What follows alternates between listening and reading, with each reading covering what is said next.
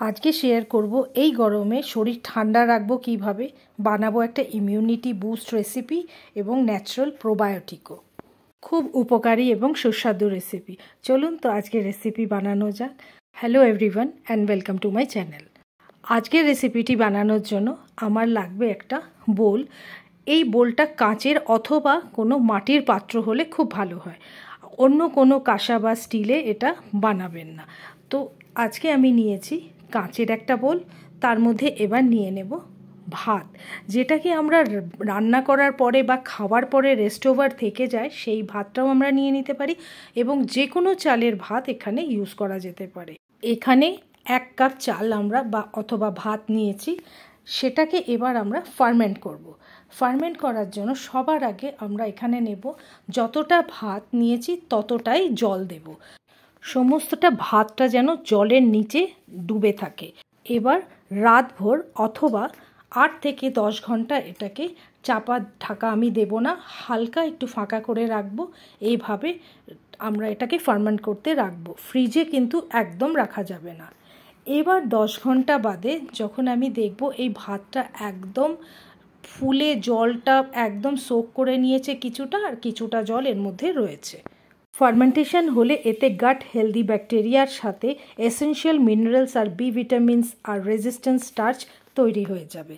এবার এই ভাতটা আমরা পান্তা ভাত করেও খেতে পারি, কিন্তু আজকে আমি এই ভাতটা দিয়ে বানাবো কাঞ্জি।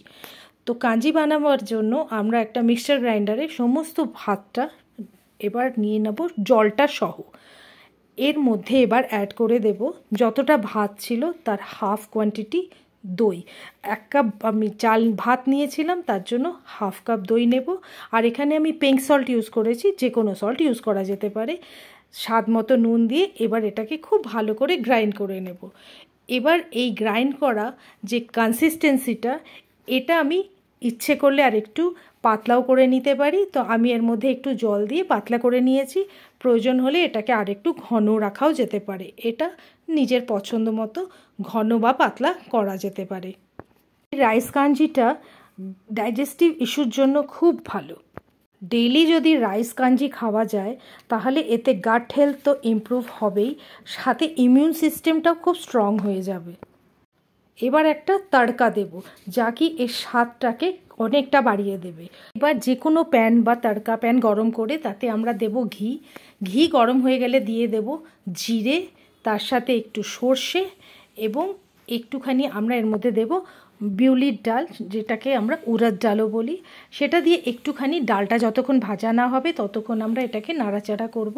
যেই ডালটা ভাজা হয়ে যাবে এর মধ্যে আমরা নিজেদের স্বাদের মতো দিয়ে দেব কাঁচা লঙ্কা কুচি। বেশি একটু ঝাল পছন্দ করলে একটু বেশি দেওয়া যেতে পারে। এবার লঙ্কাটা যেই ভাজা হয়ে যাবে ওর মধ্যে দিয়ে দেব ধনে পাতা এবং গ্যাস ফ্লেমটাকে একদম অফ করে দেব। দিয়ে এটাকে খুব ভালো করে মিক্স করে এই তড়কাটা রেডি করে নেব। এবার এই তড়কাটাকে একটু ঠান্ডা করে আমরা এটাকে কাঞ্জির সাথে মিক্স করে দেব। এর মধ্যে একটু আমি স্বাদ মতো নুনও দিয়ে দেব। আর আপনারা যদি হিং পছন্দ করেন অবশ্যই একটু হিং দেবেন। এবার ঠান্ডা করে আমরা এটাকে কাঞ্জির সাথে মিশিয়ে দেব। মিশিয়ে এবার এটাকে মিক্স করে দেব এইভাবে। ভীষণ ভালো একটা খুব দারুণ রেসিপি, যাকে গরমে পেট ঠান্ডা থাকবে এবং ইমিউন সিস্টেমটাও স্ট্রং থাকবে।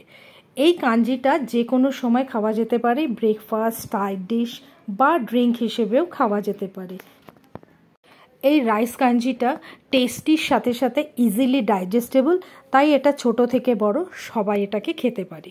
রেসিপি ভালো লেগে থাকলে চ্যানেলটিকে সাবস্ক্রাইব করে লাইক আর শেয়ার করবেন। Thank you so much for watching.